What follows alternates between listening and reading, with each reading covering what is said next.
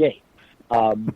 But I am constantly on the lookout for things, and then I will go and I will write them down, and then I always try and figure out, okay, now how can I translate this to the stage? I'll give you a good example. I've always said that there's nothing more dangerous than grandparents FaceTiming in an airport terminal. I mean, God bless them, but they don't realize that not everybody wants to hear what their grandson is doing at 7 a.m.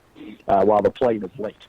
So, but now that itself might not be funny, but I mean, if I was to recount the exact conversation about, grandmama's going on a big plane now, big plane, I'm going, that's right, I'm coming to see you, yep, right there, I'm going to be there, 2 hours, big plane, hey, let me move my phone.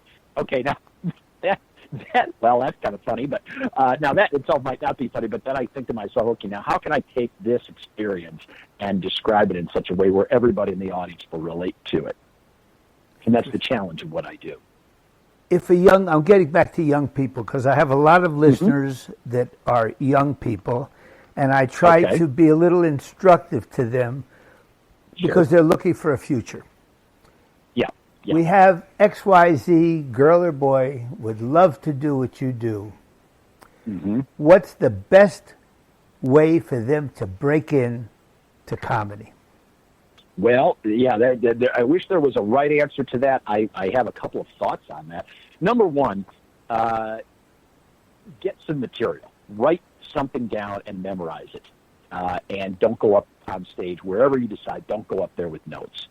Chances are you're the first time you go on stage, if you get a spot at an open mic night at a comedy club, and most comedy clubs do have open mic nights or showcase nights or something, you're probably only going to get 5 minutes. Now, I always say anybody can memorize 5 minutes. A lot of young comics think it looks really cool to go up there and read from notes like they're just making it up as they go along, and my feeling is always get some material, practice it, practice, make sure you've memorized it, then go up there and deliver it. It might not work, but at least look like you're ready. Look like you've put some effort into it. And the other thing I always say is when you do get that open mic spot, you do get your first chance, do not invite people you know. Don't invite anybody. Don't even tell anybody you're going. And I say that, and a lot of people think, well, why not? Why wouldn't I want my friends to come and support me?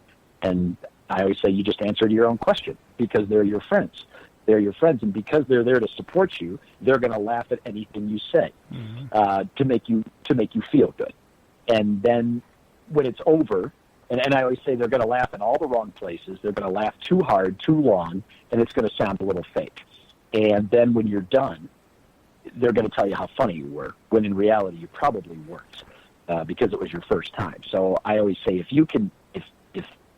your friends are not going to give you the proper, they're not going to give you the proper barometer on whether you're funny. However, if you can make if you go up in front of a room full of strangers who don't know anything about you, to me it's a win-win situation.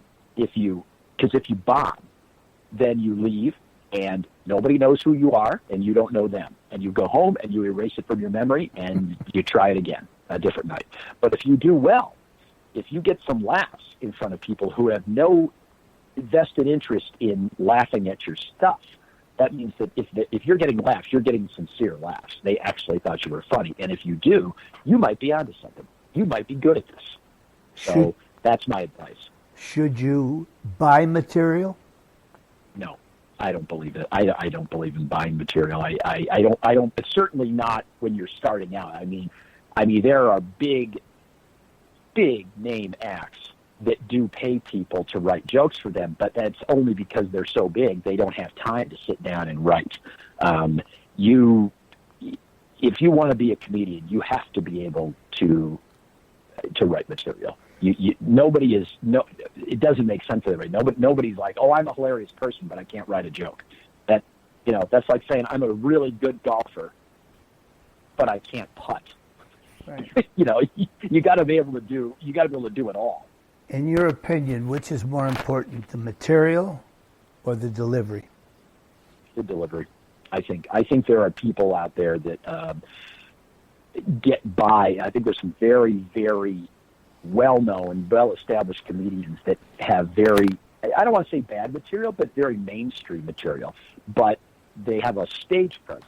They're so likable up there that, to me, that's something you can't buy. That's something you can't. That you're born with that. They just have a presence where when they walk on stage, the audience just wants to eat them up, just wants to smile and have a good time. And so I think your stage presence, or like you said, the way you deliver it is more important.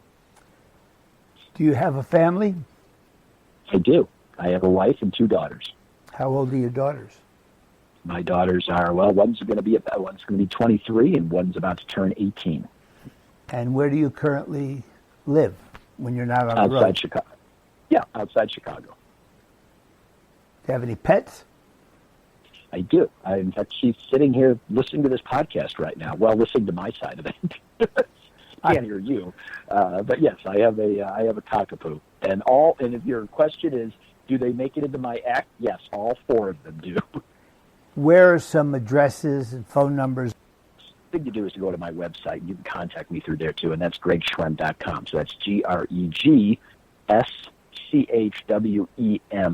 in mother.com.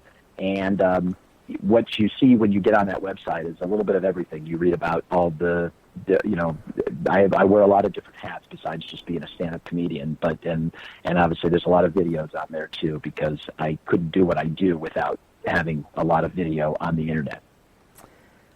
Where can they get The Road to Success Goes Through the Salad Bar? Oh, my book, yes. You can get that on Amazon, or you can buy it directly off my website. You have a few other books too, don't you, that you've written? I have one other one. I wrote, you talk about my kids. I wrote when my kids were younger, so this was like 2010, I wrote Text Me If You're Breathing, Observations, Frustrations, and Life Lessons from a Low-Tech Dad. I wrote that one because I knew that my kids were already getting into technology and they were being introduced to things that I didn't know anything about. And I thought there was a lot of comedic material in that, in as far as trying to stay a step ahead of my children. And that's what caused that book to be written. Now I'd like to steal a line from TV and ask you Yes. a few questions that'll get us close up and personal. Is that all right? Okay. It depends how personal, but go ahead. How I do always say pass, right? How do you relax when you're not listening on other people's phone calls and writing it down? You know what? I work out a lot. I like to go to the gym. I like to play golf. I listen to music a lot. I find I probably listen to music more than I watch television. What type of music? What kind of music? Yeah. I listen to a little bit of everything. I like country western. I like 70s and 80s classic rock stations. I don't have music on when I'm writing though. Some people can't work without it. I need complete silence when I write. Do you write or do you use a computer? I use a computer. I do have, though, although I will say I do have a notepad, believe it or not, by the computer. So every now and then when I just am working on something else in the computer, I'll just write something down on the notepad and think, okay, I'll get back to that later so I don't have to stop what I'm doing on the computer. What is your favorite word? My favorite word? Yes. Wow. There's a lot of words to choose from. Happiness on multiple levels.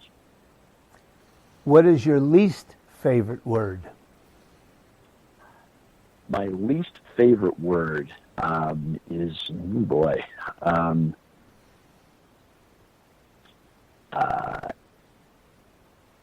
I would say judgment. If you want me to explain that, I think people are being judged too much these days. I think people make snap judgments about pretty much everything these days. So I don't like that word. You're a man that deals in words. What do you think about the word like? Oh, as far as it being introduced as far as it being a part of every sentence? Correct.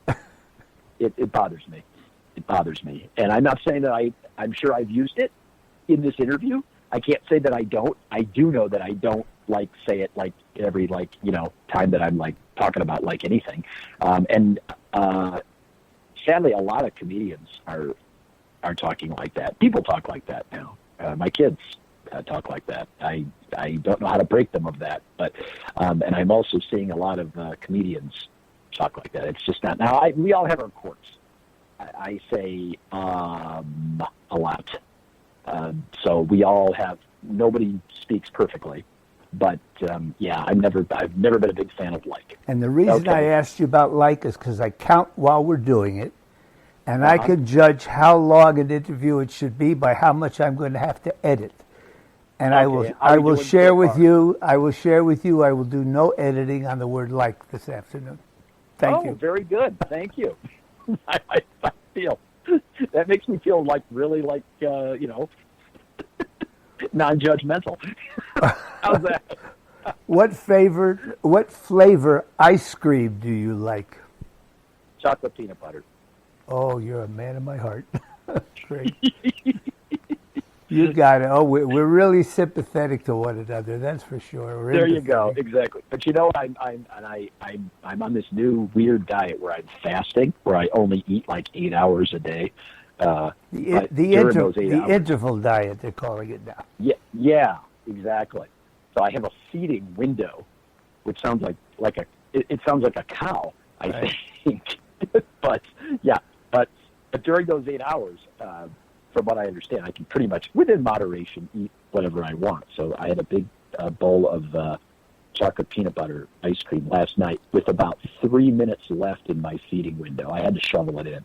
Do you have a few gigs that are coming up that the public could listen to if they're in the right area, and where will they be? I really don't. That's the one thing about doing corporate events is that they're all private. I can't really. I can tell you where I'm going. I'm going to Atlanta this week. I'm going to Little Rock, and I'm going to Orlando next week. I'm going to Madison, Wisconsin. Unfortunately, that is the one thing that I do miss about comedy clubs is I can't invite people to them. Sure. I mean, that's not to say that when I'm in a town, if I have relatives, like I have relatives that live in Atlanta, and I've said to my client, hey, do you mind if they just come and stand in the back?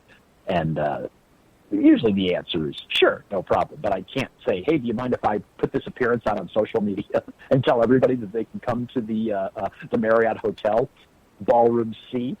That wouldn't fly.